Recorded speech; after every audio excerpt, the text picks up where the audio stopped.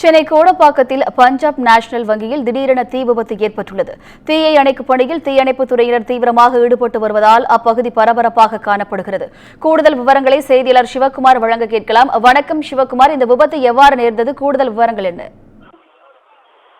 வணக்கம். சென்னை கோடம்பாக்கம் பகுதியில் இருக்கக்கூடிய பெரியார் நகர்ல இயங்கி வரக்கூடிய பஞ்சாப் நேஷனல் வங்கியில திடீரென்று இன்று காலை தீ விபத்தானது ஏற்பட்டிருக்கிறது.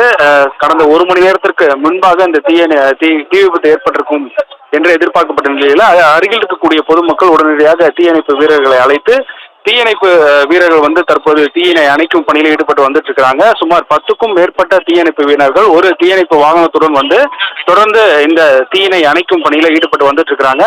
சுமார் ஒரு மணி நேரத்திற்கு முன்பாக இந்த தீ விபத்து ஏற்பட்டிருக்கலாம் என்று எண்ணப்படக்கூடிய நிலையில காலை நேரத்தில் இந்த தீ விபத்து ஏற்பட்டதுனால அங்க வேலை செய்யக்கூடிய பணியாட்களுக்கு எந்தவித உயிர் சேதமும் ஏற்படவில்லை.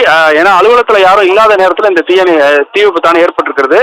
இந்த தீ விபத்துக்கான காரணத்தை பொறுத்த வரைக்கும் மின்கசிவு காரணமா இந்த தீ விபத்தானது ஏற்பட்டிருக்கலாம் என்று முதற்கட்ட தகவலானது வெளியிடப்பட்டிருக்குது. அந்த வகையில காவல்துறையினர் தீ விபத்துக்கான காரணம் குறித்து தற்போது ஆய்வு பணியில ஈடுபட்டு வந்துட்டு இருக்காங்க. மேற்கொண்டு விரைந்து காவல்துறை தீயணைப்பு வீரர்கள் இந்த தீயினை அணைத்ததன் காரணமாக தீயானது தற்பொழுது கட்டுக்குள் கொண்டு வரப்பட்டிருக்கிறது. பொதுவாக பெரியார் நகரை பொறுத்த வரைக்கும் இந்த பேங்க் பக்கத்தில் இருக்கக்கூடிய பகுதி நெரிசலான பகுதி. ஏன்னா அதிக குடியிருப்புகள் இருக்கக்கூடிய பகுதி. மேற்கொண்டு அருகிலே வள்ளூர் கோட்டத்திலிருந்து கோடம்பாக்கம் போற வழியில இருக்கக்கூடிய பாலத்துக்கு கீழே இந்த பேங்க் ஆனது இயங்கி வருகிறது. பக்கத்துல கல்லூரிகளும் இருக்கிறது. அதன் காரணமாக தீ விபத்தை மேற்கொண்டு அதிகப்படுத்தாத வகையில தற்பொழுது தீயணைப்பு வீரர்கள் தீயினை கட்டுக்குள் கொண்டு வருவதன் காரணமாக தற்பொழுது இந்த பரபரப்பான சற்று ஓய்ந்திருக்கிறது. தீயானது கட்டுக்குள் கொண்டு வரப்பட்டிருக்கிறது.